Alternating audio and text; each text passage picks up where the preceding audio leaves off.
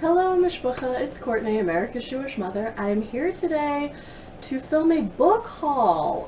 This is actually the first set of books I have purchased for myself in the year 2020. I did do a birthday book haul back in May, but those were all sent to me by other people. So this is actually the first set that I've bought for myself in this calendar year. So even though I feel slightly irresponsible, I also haven't spent any real money in a while, and I was just like, I have to buy something. So I don't know if y'all get that way too during this quarantine, that you're just like, I have to buy something.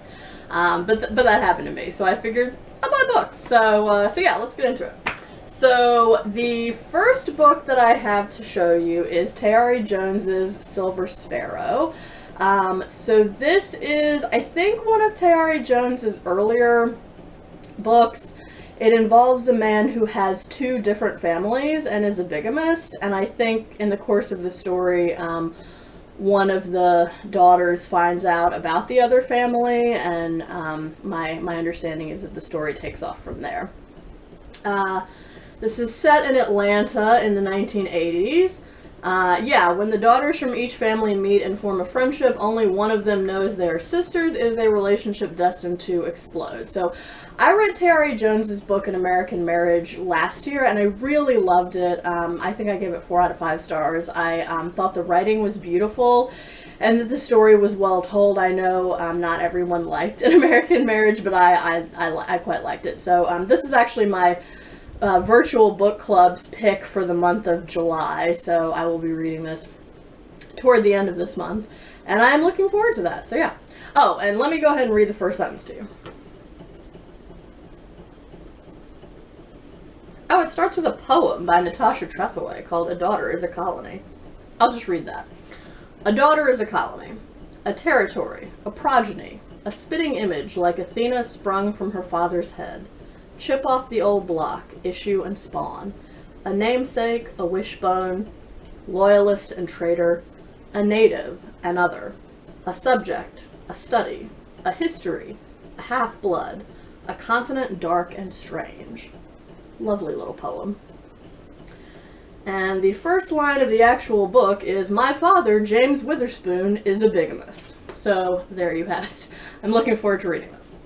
The next 2 books I have both fall into the genre of campus novels. I really like these. I read a couple of them last year, Straight Man by Richard Russo and Dear Committee Members by Julie Schumacher. And I really liked them. I found them light and refreshing and funny and palate cleansing, and plus, since I work in academia myself, I also found them relatable in that sense.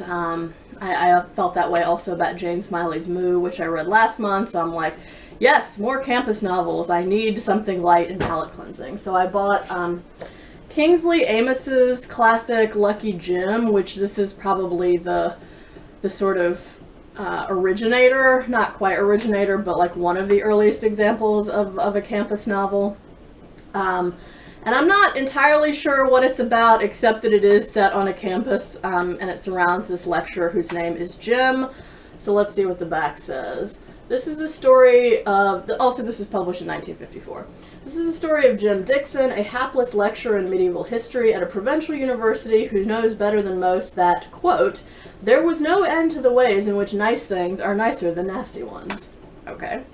Kingsley Amos's Scabrous debut leads the reader through a gallery of emphatically English bores, cranks, frauds, and neurotics, with whom Dixon must contend in one way or another to hold on to his cushy academic perch and win the girl of his fancy. So I'm looking forward to reading this. Again, it's just like a sort of nice, light, more palate-cleansing novel as opposed to some of the more serious things that I read. And the first line of this is, they made a silly mistake, though, the professor of history said, and his smile, as Dixon watched, gradually sank beneath the surface of his features at the memory. Alright, so yes, Lucky Jim. The third book that I'm talking about is also by Julie Schumacher, who I mentioned already. And this is called The Shakespeare Requirement. This is a sequel, as I understand it, to Dear Committee Members, and In case you're unaware, Dear Committee Members is set at this small... Is it a small liberal arts college? It might be like a state university. I can't really remember. But anyway, it's the main character of that story, whose name is, I think, Jason Fitger, is a professor of creative writing, and Dear Committee Members is told in an epistolary fashion where it's just him writing these letters on behalf of his students to recommend them, or his colleagues to, you know, recommend that they be put up for tenure, or things of that sort. And so the whole story is told through his series of letters, and he's he's very funny because he kind of says the things that, like, you wish you could say, but you wouldn't because it would be totally unprofessional, and so I found it funny for that reason. So this is a sequel to that book. Now is the fall of his discontent as Jason Fitger, newly appointed chair of the English department of Payne University, takes arms against a sea of troubles, personal and institutional. His ex-wife is sleeping with the dean, who must approve whatever modest initiatives he undertakes. The fearsome department secretary, Fran, clearly runs the show when not taking in rescue parrots and dogs, and holds plenty of secrets she's not sharing. And Fitger's attempt to get a moss-backed and antediluvian Shakespeare scholar to retire backfires spectacularly when the press concludes that the bard is being kicked to the curricular curb. So yes, I'm totally entertained just by that description alone, so I'm really looking forward to getting to this one. And the first line of this is... Oh, it starts off with, it looks like a fake newspaper article called Economics Department to Celebrate Grand Reopening of Willard Hall. The campus scribe, September 2010, Payne University's economists will soon be toasting the completion of a year-long renovation of Willard Hall, celebrating with a ribbon-cutting ceremony and reception hosted by Econ Department Chair Roland R. Gladwell. So yes, I'm definitely looking forward to this. I will probably read it next month. The next book I bought is by Louise Erdrich. If you are following my channel, hopefully you will remember how much I raved about how much I loved her novel Tracks, which is it was the third published chronologically in her Love Medicine series, but it's actually set the earliest of all of the novels chronologically. So I liked that novel so well that I was like, all right, I gotta read more of this. I gotta read more Louise Erdrich. So I bought her first novel, Love Medicine, so it's the first in that series. So it follows, as I understand it, some of the same characters. Tells the story of two families, the Cashpaws and the Lamartines. Written in Erdrich's uniquely poetic, powerful style, it is a multi-generational portrait of strong men and women caught in an unforgettable drama of anger, desire, and the healing power that is love medicine. So I'm definitely looking forward to getting to this one, considering how well I liked Tracks. This also gives you a family tree, which is useful. I had to refer back to that a couple of times when I was reading Tracks. So the first line of this is, "The world's greatest fisherman. The morning before Easter Sunday, June Cashpaw was walking down the clogged main street of oil boom town, Williston, North Dakota, killing time before the noon bus arrived that would take her home." So yes, Louise Erdrich, Love Medicine. The next book I bought is also by Louise Erdrich, and it is The Lash Report on Miracles at Little No Horse. I actually read this book quite a long time ago. It was back in the probably early 2000s. So I remember the premise of the book, but I don't remember anything else that really happens in it. And since I have now read Tracks and some of the same characters from that book appear in this one, I think I probably have I'm going into this rereading with a better contextual understanding of who these people are and what their deal is. So I'm definitely looking forward to this because I remember the basic premise of it, and I remember that I liked it when I read it before. So this says, for more than half a century, Father Damien Modeste has served his beloved people, the Ojibwe, on the remote reservation of Little No Horse. Now, nearing the end of his life, Father Damien dreads the discovery of his physical identity, for he is a woman who has lived as a man. To further complicate his quiet existence, a troubled colleague comes to the reservation to investigate the life of the perplexing, possibly false saint, Sister Leopolda. Father Damien alone knows the strange truth of Leopolda's piety and is faced with the most difficult decision. Should he tell all and risk everything, or manufacture a protective history, though he believes Leopolda's wonder-working is motivated solely by evil? So yes, I'm definitely looking forward to getting to this one. The first line, like Love Medicine, this also has a family tree / genealogy, which again is useful. I'll probably have to be referring back to that. So the first line of this is the prologue, The Old Priest. The grass was white with frost on the shadowed sides of the reservation hills and ditches, but the morning air was almost warm, sweetened by a southern wind. So yes, that's the last report on the Miracles at Little No Horse. I believe this is the 5th book in the Love Medicine series. So yeah.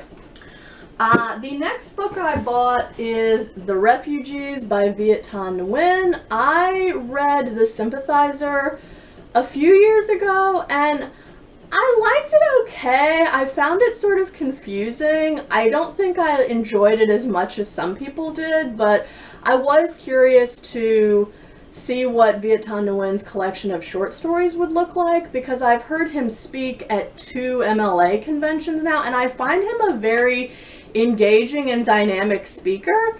So I'm thinking, even if I wasn't totally moved by his novel, that possibly I would get on with the short stories better, because I don't know about y'all, but I think Shawn the Book Maniac has said this too, but it seems to me that people are either novelists or they're short story writers, but they can't do both equally well. So we'll see how I get on with this. So this says, The Refugees is a collection of powerful stories written over a period of 20 years set in Vietnam and America. Nguyen gives voice to the hopes and expectations of people forced to leave one country for another, and the rifts in identity, loyalties, romantic relationships, and family ties that accompany relocation. And then it tells some about some of the individual stories. But yeah, give me that. Identity, relocation, some insight about human nature. I'm totally on board with that. So the first story in this collection is Black-Eyed Women, and first line of that is, fame would strike someone, usually the kind that healthy-minded people would not wish upon themselves, such as being kidnapped and kept prisoner for years, suffering humiliation in a sex scandal, or surviving something typically fatal. So I guess this is going to be about fame in some way. The next book I bought is an anthology of Asian American writers that is called, you can't tell this from the cover, but it's called Aiiieeeee, an anthology of Asian American writers. And this is actually a pretty storied volume. It was originally published in, and you can see this as 3rd edition, so this was originally published in 1974, and it was pretty revolutionary because it declared Asian American literature as a specific field of its own, and it was an anthology of entirely Asian American fiction that was edited and introduced by Asian American writers themselves. So yeah, and it's called Aiiieeeee as a sort of reclamation of the term, because I don't know if y'all have ever seen old kung fu movies or things like that, but pretty much, or in like even James Bond movies that were set earlier, when you had an Asian character, they would usually scream "Aiiieeeee" before they attacked. So it's sort of a nod to and reclamation of that, as like, okay, well, that's the only voice we've been given in popular American media, so now we're going to take it back, and plus we're going to give you what our actual voices look like. So this says, first published in 1974, this anthology unapologetically charted a new course for Asian American writing, rejecting generations of white puppetry and the representation of Asian Americans as wounded people who expressed all their grievances through a single word, Aiiieeeee. Reclaiming that shout, these works of fiction and drama showcase the variety and depth of 20th century Asian American voices. So this is edited by Frank Chen, Jeffrey Paul Chan, Lawrence Fusao, Inada, and Shawn Wong. So I'm looking forward to this because my actual Areas of scholarly research include Jewish American lit, African American lit, and American pragmatism. I do have a minor interest in Asian American literature, or I shouldn't say minor, I should say a growing interest in Asian American literature. I don't really intend to do any scholarly work in that area anytime soon because I don't think my knowledge of it is great enough for that, but I would like to learn more about the history of Asian American lit in this country because I find it interesting. So I'm looking forward to getting to this. And then the last two volumes that I got are poetry collections. One is Whereas by Layli Long Soldier. This was published in, let's see when it was published. 2017. I knew it wasn't that long ago. So this is a collection of poems by a Native American author. And it starts with whereas because I think that was the first word that started some document that was, or some resolution that was passed under Barack Obama that was recognizing something to do with Native territory. You know what? Let me just see if it says on the back. Okay, it does, and it just has blurbs from several authors. So I'll read you the one from Joy Harjo. Whereas the need to poet is carried from one generation to the next. Whereas those of us who have gone before keep watch to see who will emerge to take on the burden of history, to make poems of blood and love. Whereas we need poems that will wind through the broken places in our gutted imagination. Whereas Layli Long Soldier is one of the finest singers of her generation to be called through the doorway of poetry. And it goes on, but I think you hopefully get the picture. This was it came highly recommended to me by my former dissertation chair. So she's an expert in poetry, so I like to take her recommendations when I can. So I'm looking forward to getting to this. And then the last book I bought was also a poetry collection. This is Semiautomatic by Evie Shockley. I read Evie Shockley's collection, The New Black, last year, and I loved it. It was one of my favorite poetry collections of 2019. And I think this book actually came out in 2019, so I think this is her most recent offering. This also came highly recommended to me by my former dissertation chair. And because I read Evie Shockley's poetry collection, The New Black, last year and liked it so well, I'm definitely looking forward to getting to this. Okay, this has a blurb on the back. So, Evie Shockley, Semiautomatic, insists that art can feed the spirit and reawaken the imagination. This volume responds to the 21st century's inescapable evidence of the terms of Black life, not so much new as newly visible. These poems trace a whole web of connections between the kinds of violence that affect people across racial, ethnic, gender, class, sexual, national, and linguistic boundaries that do and do not divide us. In poems that span fragment to narrative and quiz to constraint, from procedure to prose and sequence to song, Semiautomatic calls past and present for guides to a hoped-for future. So I do know that Evie Shockley is one of a handful of fairly well-known African-American avant-garde / experimental poets, and I really enjoyed that about her collection, The New Black. Almost none of the poems were the same structurally or formally speaking, and I really liked that because it introduced me to some new forms of poetry that I didn't even know existed prior to reading that collection. And it also was good because I went into that collection having a pretty decent knowledge of African American history and African American lit, and I think that was good because I think that's kind of who she's speaking to. I think if you went into it without a sort of firm grounding in African American lit and or history, it would probably be confusing. But since I was going into it with some knowledge in that area, I was able to get a lot of references she was making, and then I also saw some things that I then did some research on and found out some things I didn't know about, so that was cool. So yeah, definitely looking forward to Semiautomatic. I actually have one more book that has not yet arrived, so that's why I'm not showing it up, showing it to you in this video, but it's Pigeon Feathers and Other Stories by John Updike. Should get here sometime this week. That I'm also looking forward to. It's a collection of short stories by John Updike, and I think the only short story of his I've read so far is A&P, which I really like. It's very short. It's one of the few coming of age stories that I actually like because I feel like it's realistic. So yeah, I figured I should read more John Updike because I liked that one story, and I just want to see what else he's written because he's a prolific author. So yeah, that is my book haul. Let me know if if you've read any of these or think I should prioritize them over the other reads. I hope you're all staying healthy and well. I hope that you are doing good reading, whatever you're doing. And until next time, would it kill you to call your mother?